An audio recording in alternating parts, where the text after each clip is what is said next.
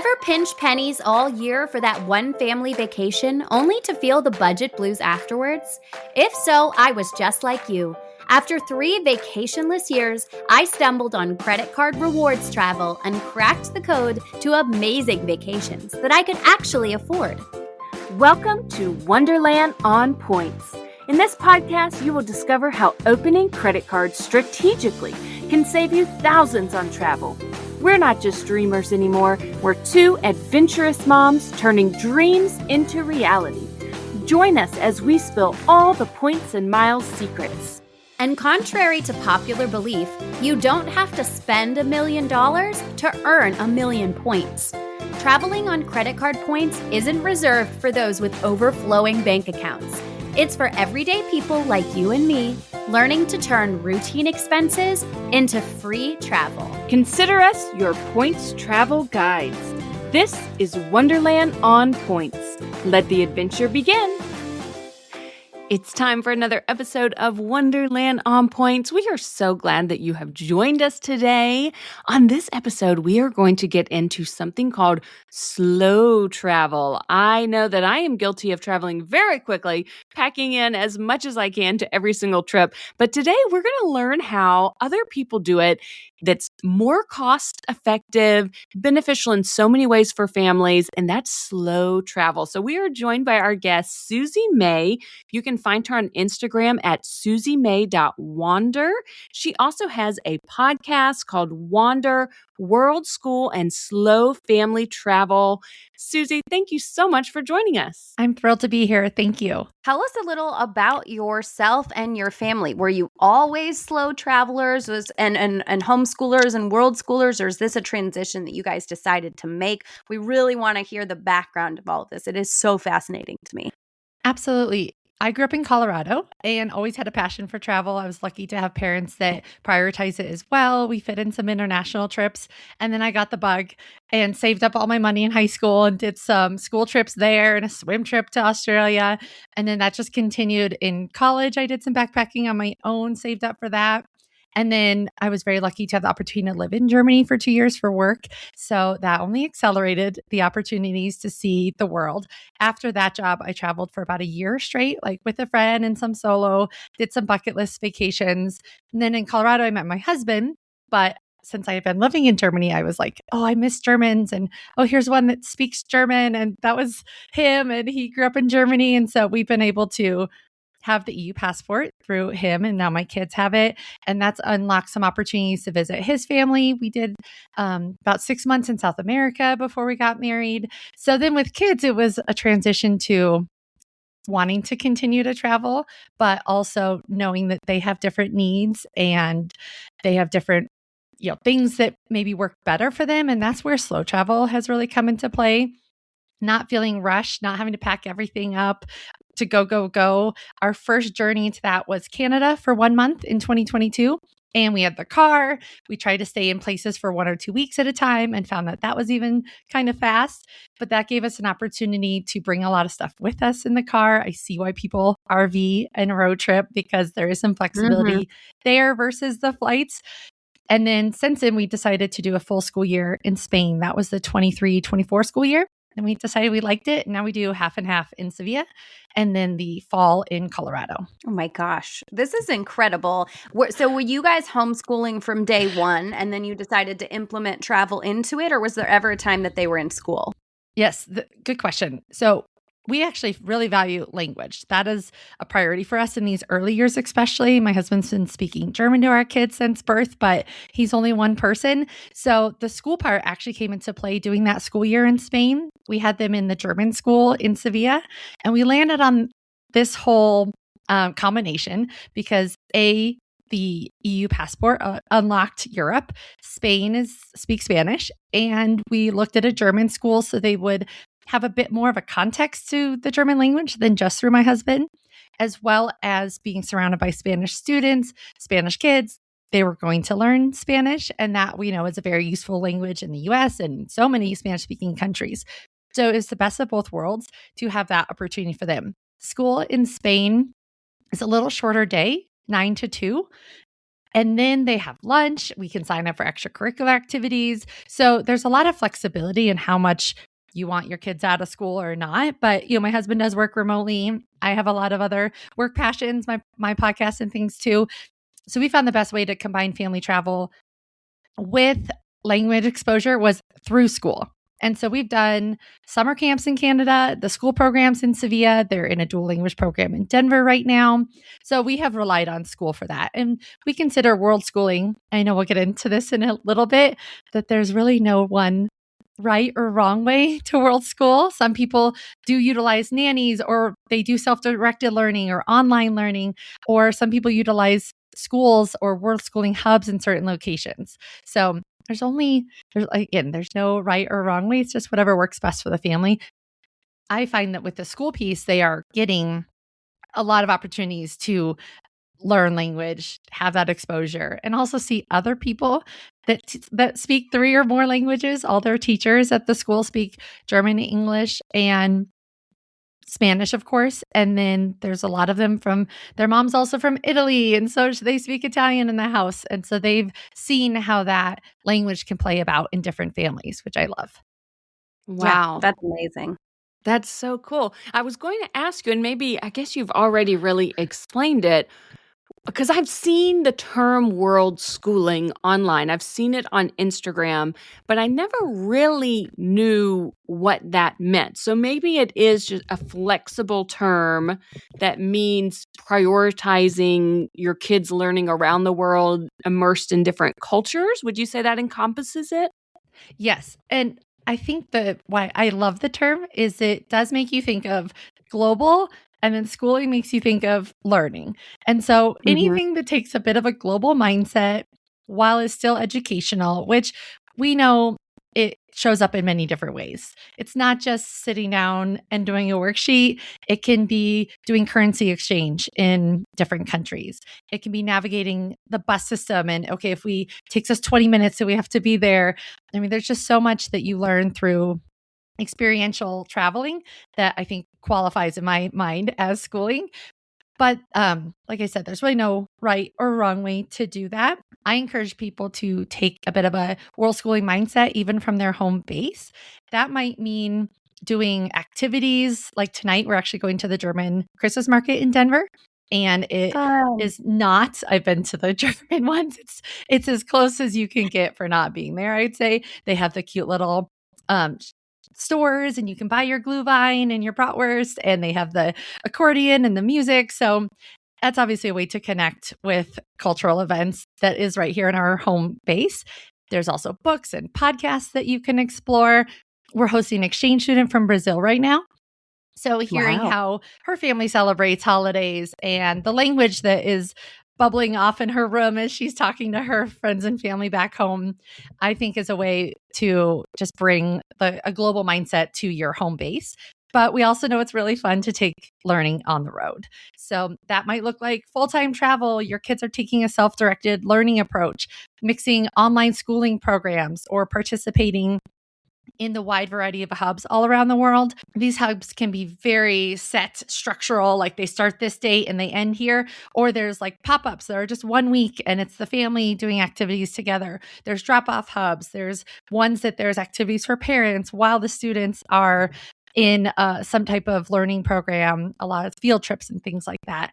So there's quite a few Facebook groups where a lot of this communication happens. There are some websites that also feature these different hubs. And because they're so diverse, when someone thinks World Schooling Hub, they really can't assume what it is. They really need to look and see, what does this entail? Some of them includes like co-housing or co-living. In Costa Rica, I interviewed a family that's running a 3-month co-living. So then the accommodations is part of the fee. But in other places, you're only paying for the program and then you get to pick your accommodation. So there's a wide variety of opportunities. And I think it's a bit of a Tetris, I've described it, trying to match like what a family wants with what other opportunities are there. But there's a way to take world schooling in a lot of different directions. Some people look at taking summer camps. Oh, I've just been targeted for this on Instagram lately. Oh, yeah. People taking trips during the summer and enrolling their kids in summer camps, other places, which I'm not sure why that never occurred to me. So you're going somewhere new, your kid is investing in maybe a new skill, because some of these are like hobby camps, horse riding or, adventuring and those kinds of things, but they're somewhere new around new people. And then you have some free time to do some adult exploring of the area too. And then you all come together. I was like, this is brilliant. Like, this is actually brilliant. That's a great way for people in a traditional public school schedule to maybe do some world schooling. You could do some international summer camps. Absolutely. I met as my son's friend. His parents do that every summer. Last summer, they did summer camps in Malaga, and they just go rent a place for 6 weeks, put their kids in summer camps. There's also an organization called Rome Collective. They're running a summer camp in San Sebastian next summer, where actually the camp is running on US hours, so like 2 to 9 p.m.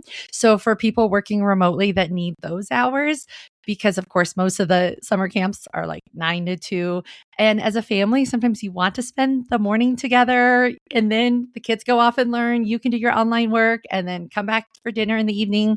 So there are a lot of different opportunities. I Amazing. just like to, especially if someone has remote or passive income or can take a summer off, they're already teachers and they already have that flexibility. There's a wide variety of ways to travel and learn along the way. And I really like to shine a light on those diverse opportunities and experiences on my podcast with a lot of the world school leaders and creators, but also with traveling families, what they've enjoyed as far as finding community and connection on the road. I just think it's fascinating what people decide to do when they have this opportunity, or when they have this desire to get out there and travel. Absolutely. That's awesome. I have a technical question though. Yes. What are you doing something with the credits? So like if they're in school here for 6 months and then they come back and they're in school in Denver for 6 months, is it easy to like build a transcript around that so that like when the end of high school comes, these credits can transfer with you? Like, to me, I can't hardly wrap my mind around just to the homeschool here where we live, the things that are involved for making sure you stay on top of that. How does that work when you are 6 months here or 6 months there? Absolutely. This is where we found it to be beneficial that our kids are still on the younger end. I mean, 6 and 8, they're in K and third grade here. I love that they are getting an opportunity at this dual language public school to, they're in, I guess, the education system. I just yesterday said, I need to disenroll. We're going to Spain. And she's like, okay, write their names down and I'll disenroll them. And they were here in October for the count day. So, the school got the money for them, which I think is important from a public education standpoint. But I found, especially we're in a large district in Denver, kids are coming and going. I mean, my son said, I have a new student in my class this week, like the week before Christmas break. So I think kids come and go. And as far as like credits, I know middle school and high school definitely counts, right? As far as GPA and college, all those fun things down the road. I am not that worried in elementary school. As far as that, the school in Sevilla, gives us feedback on how they're doing. And we do pay a fee for that school. It's about 450 euros a month per kid, which is honestly like less than we would pay for one kid in daycare. Very here. low. Yes. Yeah. So the first year that we did it, I was like, we're either paying $1,000 a month for daycare for my son or that for both kids to go to school in Spain. So I think it really depends on your district, and starting young helps to have that flexibility, and then communicate with your district what's important there. I know as living in this district, we can always enroll them. I just did the choice the last 2 years. They went to school that fall, disenrolled them, and then we go back to Spain. And they do retain their spot in Spain because as a private school, we just pay for that spot. And they're happy too. I think there's quite a few other families that have done something like this as well. There's a family from Australia that goes back a couple months a year. So there's another family that is in Qatar for like 2 years, but they're still paying their spot so that whenever they come back, they can pop in for like a week or two and keep that connection with their community. School is very much a place in Spain where families get to know their other students. They're like the WhatsApp chats for these parent groups I'm in every day. There's dozens of chats. And right now I'm not really paying attention to them but I do when we're there. So it's just really an awesome way to see how school happens in another country as well. And we're taking this like year by year, almost like 6 months by 6 months.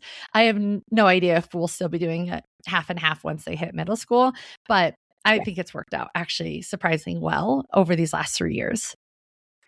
You guys have been all over the world. How did you settle on Denver and then Sevilla as your kind of home places? You've seen the world, you've seen incredible places. What did you love so much about those places that had you lock in there for your 2 home bases? Yes. Denver is where we met and where my husband's family is and my family's nearby. And so I love having a home base here where we have family, we have friends, people that we've known for many, many years. So when we come here, it's very comforting, very relaxing to be back with our friends and family here. As far as Spain, I mentioned my husband has an EU passport. That unlocked Europe for us. We knew we could spend a full year there, not have to worry about getting a visa and maybe not getting it and having to leave early. And then we wanted Spanish. So that was Spain, basically, as far as the EU. And then we started applying to German schools there. The Valencia one was full. Sevilla said, we'll take you. Madrid probably would have as well. But we decided Sevilla is a great size. It's warmer weather in the winter, closer to the coast, amazing history, very easy to navigate as a family. And it's a 2-hour train to Madrid if we want to spend time there. So I do think that Madrid, I was talking to someone last night at a Kindred home swap event. We'll talk about home swapping soon. She's spent, like, Madrid grows on you. Like, as you're there, you're like, oh, I really like it. But it takes a little while to get to know. But Sevilla, you fall in love with right away with the winding streets, the palm trees, the orange trees. It's a beautiful place to be. So it was just really honing in on the school piece first. And then, the visa piece first, and then the school piece. And then again, we thought it'd be 1 year. Now we're going on almost 3 years, keeping our foot in the door in Sevilla. So we're very happy with that choice. Amazing. And I'm going to link up our old episodes, guys. Just a few weeks ago, we talked with Addie from In Pursuit of Points. We did a whole episode about Granada, which is in the same region of Spain as Sevilla. And then last year, we did an episode with our friend Jenny at Traveling Franklin's, and we dove kind of deep into the touristy things we can do in Sevilla. But you, of course, Suzy, are I don't know if native was the right word that I was going to go for there, but you spend a lot of time there. So you know deeper than the tourist level of things to do. So in a little bit, we'll get into some things that people can do if they're going to visit Sevilla, because I'm sure Spain is already on everyone's minds based on our Granada episode, because I certainly have been looking up flights to Madrid after that episode. I love that episode too. And I was like, I want to know where that Airbnb is because it sounded delightful. Yes, it's in the show notes. When I was listening to it, I was like, I need to go back and save that. We did Granada, not this last spring break, the one before. And it was like there was a Kalima, the like dust storm that comes over. So Alhambra was like shrouded in like red. It was unique, but I would like to go back when we could. It also rained a ton, sometimes you get that. So I was like, I want to go back and really spend a little bit more time in Granada. So I appreciate that episode. Yeah, that was great info she had. It was such a good episode. And I was, I found these great flights on Points. And by the time I convinced my husband and went back to get them, they were gone. The 2 seats that I wanted were sold out. So we're going to start again on trying to plan that eventually. But you just mentioned Kindred. So give us the details on how you do it and which companies you like best and all those things. Absolutely. Home swap and house sitting through Trusted House Sitters. Those are programs that I've really enjoyed getting to know over the last few years. We first rented our house out on Airbnb. We went to Canada, and that allowed us to set up these systems such as the neighbors that we're in close communication with, maintenance services, all those things that you need to do to manage your house from afar. And so that 2 months was a great way to trial that. We have set up a home information that we want people to read ahead of time, all things like that, the cleaners. And then that has allowed us to then pursue these other options. We have found though, People Like Us is a great opportunity where you really just swap homes. And I think this would work well for people that are possibly doing this once or twice a year. And they want to go, they're very flexible on where they go, because finding the one family that is exactly where you want to go, that wants to come here exactly when you want to, that might be difficult. So the more flexibility, the better. And then home exchange is where you swap for guest points. I found this one to be a little bit more flexible, where like last year, Semana Santa is a big festival or big cultural event in Sevilla, and we had done it the year before. So we got out of town that week, and we had a family from France come stay with us. We earned the guest points.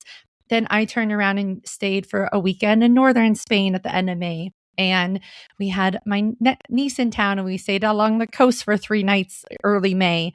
And so it was a way to earn points and then use them in places that work for us. Next year, we have a reciprocal swap through home exchange planned for Naples. I just think I got lucky that the family that was, there weren't even that many families, and the dates that we wanted to be there for a pop-up hub they were like, Sevilla, okay, I'll do that. So having a property in Spain, I think actually unlocks other home exchanges within Europe a little more easier than just from the US. I have had our home in Denver up, and I don't get as many hits, or it just doesn't work out because we do really need to rent that out while we're gone. And so there isn't as much flexibility.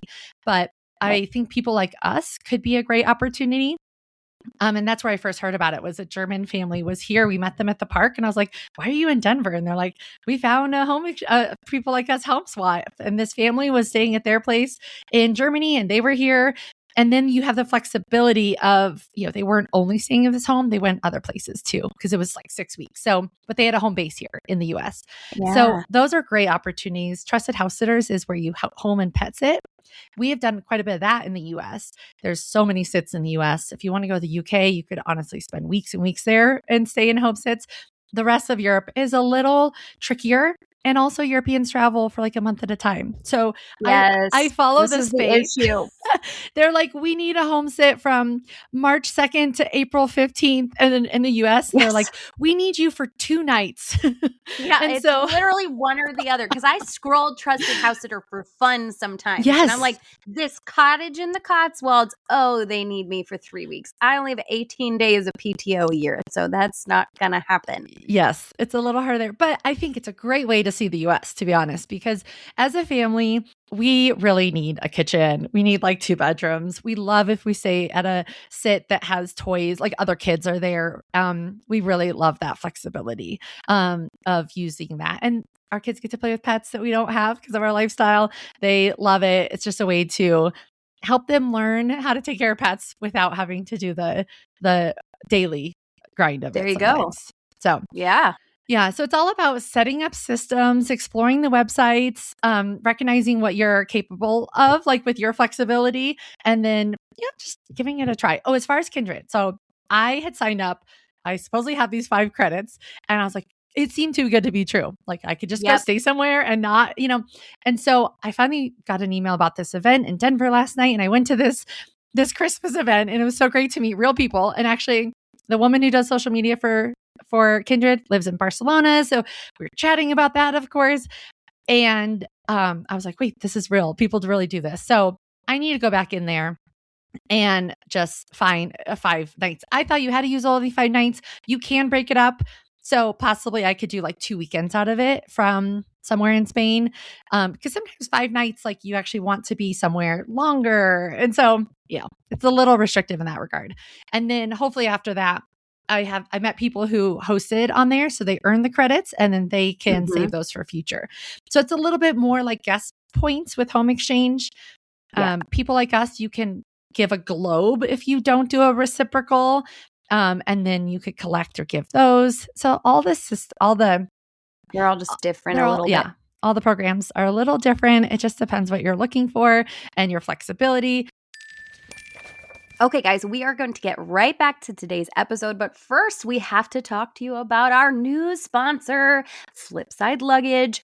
We're obsessed, okay? I was literally just playing with my new Flipside carry-on, and then I decided to take a look at the manufacturing specs, and I was legitimately shook, okay?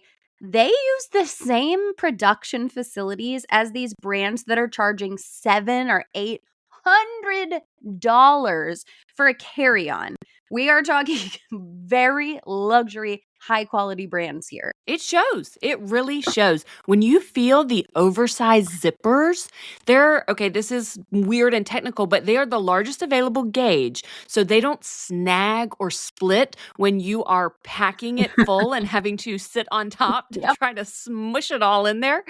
And the wheels, this one is huge for me. They are the top of the line 360-degree spinner wheels. Yes. You can literally navigate a crowded terminal with one finger, and I love that in a bag. Me too. Me too. Have you ever had your suitcase explode at the zippers like in the airport? Because I have. That's embarrassing. That's what happens when you buy your bags on Amazon.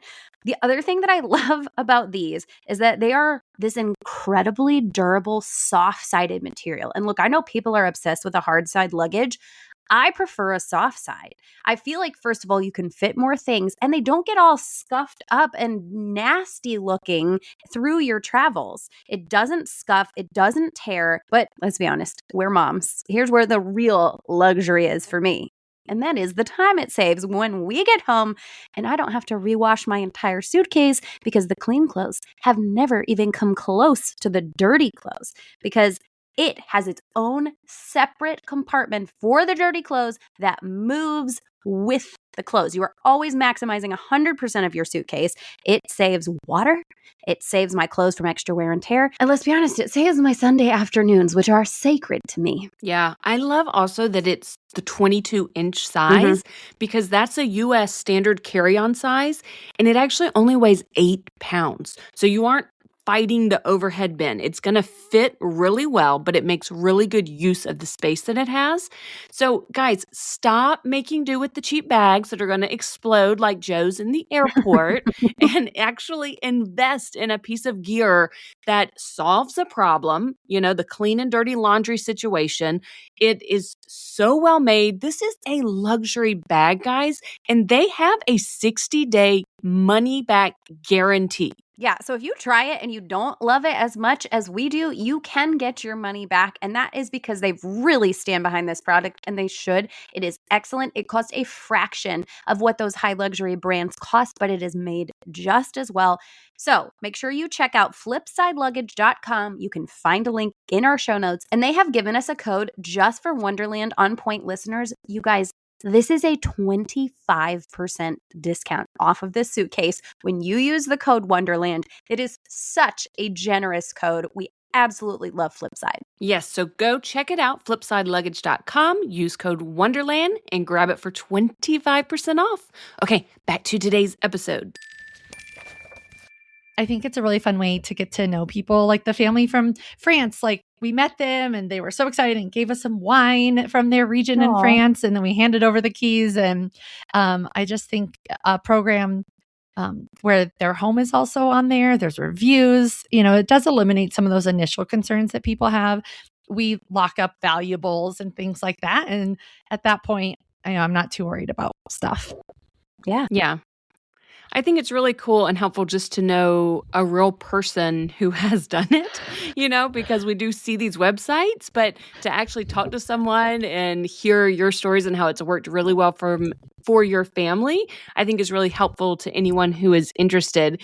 You are also a certified financial educator, so we want to get into some finance stuff, but before we leave your life in Sevilla completely, give us those insider local tips that, people who are just visiting for a week and looking at the popular tourist spots online that they would never find out, like your favorite restaurant maybe, or a couple of local spots people wouldn't know about otherwise.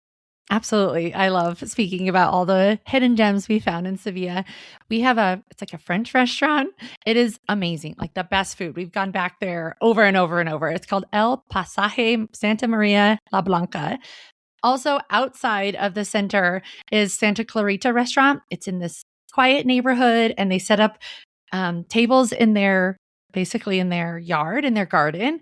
And it's like feels very homey, but also very upscale, but very approachable price point.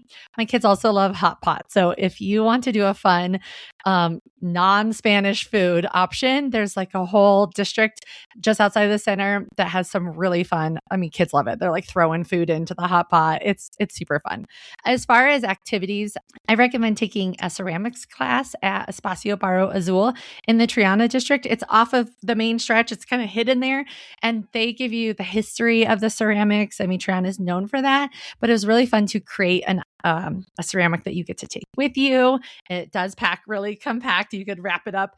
If you need to cool off, Isla Mágica is the adventure park there. They have an agua mágica. So if you're there on hot days, you can cool off at the water park. That was a lot of fun. And then if you're into sports, Betis and Sevilla are the soccer teams, and you can try to get tickets to their games or also tour the stadiums. So I highly recommend that. As far as getting around, public transit is super easy between the metro and the bus. And it's really easy with the Tucson bus pass. It can be as cheap as 39 cents per tap for bus rides. So really easy to get around. Well, as we're heading towards wrapping up here, what we want to do at the end is we want you as a certified financial coach, because goodness knows we are not certified over here. We do like to give people advice, but it is only advice. Proceed at your own caution. We have no letters or certifications behind our name whatsoever. But for people that might be interested in switching to kind of a slow travel kind of a lifestyle, or even just for people who are trying to get more on top of their finances, budget properly for their future, retire early, be able to travel, give us some ground rules, some things for people to shoot for that, like, I don't know if it's a number in the bank or a percentage in retirement, or like what things should people really have in place before it's wise to consider a lifestyle that looks like this? Because people, we can get a lot of stars in our eyes, a lot of FOMO, and we can get really spendy. And especially we talk about credit cards here, and we tell people we pay them off every single month without exception. Absolutely. We do not want people trying to chase this kind of life at the expense of your future, because that's what a lot of people are doing nowadays. Yes. Excellent points. And I'll start that I love that you feature so much about points and miles on your podcast, because for many, that is the initial step that can unlock more travel when it seems unaffordable from the get-go or unattainable based on their current financial situation. And as a family, those plane tickets just add up with more kids and more people that are involved, and it can get really complicated quick. So I love that your goal is to bring travel to more people, knowing though that there are some parameters to work within. And so that's where we can backtrack and just start with the financial piece. I created a 6-part financial framework that gives us a chance to move through maybe the thinking that a family could take.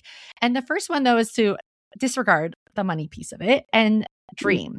Work with a partner, work with your kids, dream about what travel could look like for you, what would be meaningful for you. Maybe you have a family connection to a country that you like really would love to go see where your family was from originally. Or there's a book or a movie you read that just really unlocked this passion to go see a site. And so this is a way to ignore kind of all the stuff that's on the internet. It's like, oh, that looks pretty, but is that really meaningful to me? If we slow down and say, what is my why? Why do I want to spend more time as a family traveling? What would be meaningful for us? And we landed on the language piece at this age. They're sponges. They soak it up so easy. So when we were able to take a longer period of time, it made sense to actually slow down so they could be in a program that allowed them language acquisition. If our why was to go to every country in the continent, we would not slow down in this regard. So it really allowed us to focus on our why and then design travel around that. And then we bring in the finance piece. So this is where we can create a realistic budget. And I know sometimes people hear that word and they get a little nervous, but that is really just a spending plan. You know, how are we going to spend our money and our resources? So there's major categories such as accommodation, transportation, and food. And then I'd say like activities can certainly join that large expense category. And so if you do a little bit of research, now that you have your why, you've designed a rough itinerary about a trip that would be meaningful for you and a family, you can start to look at, okay, what are my accommodation options? Are we flexible and we could do a home swap? And that would completely eliminate a giant expense from this trip? And then can we look at building a trip around points? Can we get a great flight and then build in the accommodation around there and the activities around there? Or sometimes through World Schooling, there are certain hubs or certain places that start at a certain time. So really the activity is the centerpiece. And now you're going to design the flights and the accommodation around that. So narrowing in on those major categories gives you an idea of I need X amount of dollars per month to make this trip happen. And this is where I feature family stories and I ask them for those like monthly snapshots of their spending. So people can start to get an idea like, oh, wow, I can actually live for a month in Vietnam for $3,000. That's a very different price point than, spending a month in Europe, let's say. And so it all just depends on where people are starting from and they can get a general idea. There's a lot of great websites that give you an idea of the cost of living in certain countries. And then you can look at your current financial situation. Do you have like a savings account? Do you have some income that you're bringing with you, a remote job like my husband? It really just allows us to keep that same money coming in. And then we're actually lowering our expenses by going to Spain than we are here in the US. So you're looking at what your current financial situation is. And then is there a gap between what you need to do this trip or to do this long-term travel and your income that you're coming in? And then how can you fill that gap? Is that through savings? You're selling your house. Some people certainly sell everything and hit the road. And so maybe they have that cushion to fall back on or to fill that gap. And then some people use this as an opportunity to go to a lower cost of living, and then they can increase the income by starting different projects or things online.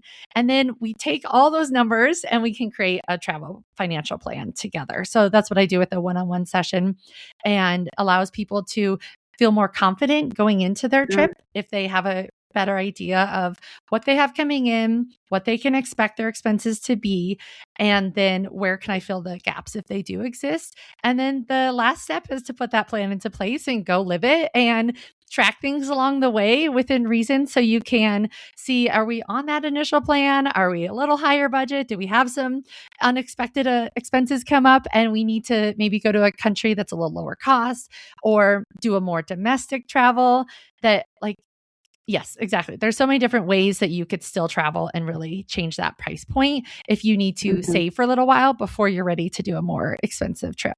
I think sprinkled throughout all of that is understanding how to manage your finances on the go. Thankfully, I mean, with all the digital apps and Wise, you can transfer money with low fees.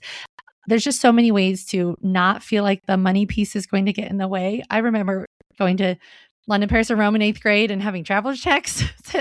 And so I'm like, oh my gosh, it's so much easier. You get a no foreign transaction fee credit card that you're earning points on while you're spending in this country.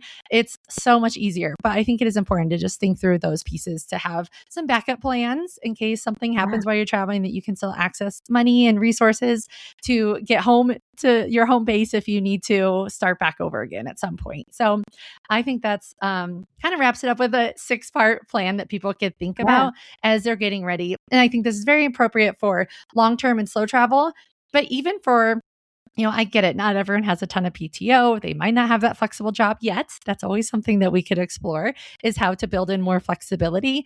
But if not, they're looking at what their breaks are and what their budget is and just how to fill the gap in that. We have been doing Rover pet sitting here at our home base. And we've my husband took the lead on this, and it's like over $1,000 just in the last 3 months, having these adorable dogs at our house that we have to like forced to walk and let outside. I mean, I say that facetiously because it's been so lovely to have these adorable pets come in our house and get paid for it. So that's allowed us to increase our travel budget. So there's a lot of creative ways to do that if people are looking to travel more. Yeah. I mean, this is the case just in literally every facet of life. I think sometimes people live in a little bit of denial of looking at everything on paper and talking it over with somebody. They're like, well, I'm living paycheck to paycheck. I'll never be able to do that. I'll never be able to build for the future. I'll never have wealth. I'll never. And when you put everything down and you look at it and you look at where you are, where's your gap, where's your goal, where are your dreams, and you start to actually do the numbers and talk it out with a person like a financial advisor who has certifications, you start to see that you probably already have the tools you need to drastically improve your life, to get in control of your finances, to achieve incredible goals. And like you said, to come up with ways to fill the gap. If people really want to, they can hustle to make the extra money to, pay down their debts, to increase their travel budget. Like those side gigs are out there just waiting for people to take them. We just have to be willing to do a little bit of hustle and a little bit of work on the front end. Look, it is like pulling teeth to go through your finances and create a budget if you've never done it before. It's not fun, but we recommend people do it when they're getting into points and miles anyways, because you want to see how many of your expenses can actually be put on credit cards. That tells you what minimum spends you can go for. So we really recommend these kinds of things, even to people that aren't thinking about shaking up their entire life and going and moving abroad or anything like that. These are just really valuable things for the everyday traveler and the everyday family who wants to put themselves in a better position. It does not matter if you're in your 30s or your 40s or your 50s, you feel like you're behind. It really is never too late. Don't kick the can down the road on this one. This is my personal passion soapbox. Mary Ellen knows this. Like, I could have a whole separate financial podcast just ranting about this stuff. So I'm really happy to have you on today just to give people a little bit of inspiration. And of course, if people want to work with you, they can do that. So why don't you tell people where they can look you up and what kind of things you offer? Absolutely. On my Instagram, I feature some behind the scenes of the podcast, but also some slow travel tips, some money tips, some of those world school opportunities, which again can also be very low price point or higher depending on where people are coming from.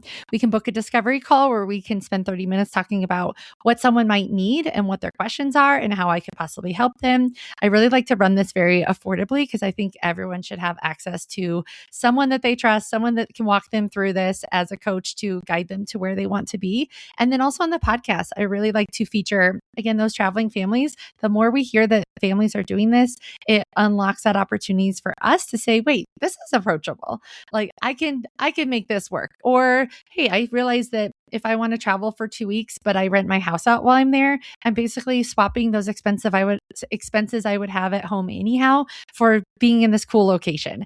And just what are those possibly unique ways to unlock more travel? So between the podcast and a discovery call, I'd love to work with people who are wondering how to fit more travel in their life from a financial standpoint. Suzy, thank you so much for joining us today, for sharing your family's story and a little bit about your journey. We hope that people will find you online and get help planning their finances, getting on top of things. And just, it's a good time of year to be thinking about these things, thinking about the upcoming year and how we can stay on top of our finances. So we appreciate you so much for being here today, Suzy. Thank you so much. And thank you for highlighting all of these points and miles stories. I think it's so important to hear how people have put it into action so that people can make those choices for themselves as well. But thank you so much. Absolutely. Thank you for saying that. That's so sweet. And just to remind everybody, I'll have all of Suzy's offerings linked up in the show notes. It'll be really easy for you guys to find. Suzy, as we're leaving, tell everybody once again what your Instagram handle is. At SuzyMay.wander. Perfect. Everybody go follow Suzy and have an amazing week. We will see you here next time. Bye, guys. Bye-bye. Thank you. If you enjoyed this show today, please consider writing us a review or clicking 5 stars wherever you listen to your podcasts. And please subscribe and follow along so that you never miss an episode. You can follow the podcast on Instagram or YouTube at Wonderland on Points Podcast. You can find me on Instagram at Family Travel for the Win with the number 4. And you can find me on Instagram at Points to Wonderland. If you're thinking about getting a new Travel Rewards credit card, consider using the links in our show notes. Using our links helps to support us and keep our podcast going so we can provide you with all the latest tips and tricks when it comes to traveling on points. And if you aren't sure which card is right for you, shoot us an email at wonderlandonpoints@gmail.com. Thank you so much for joining us, and we will see you here next time.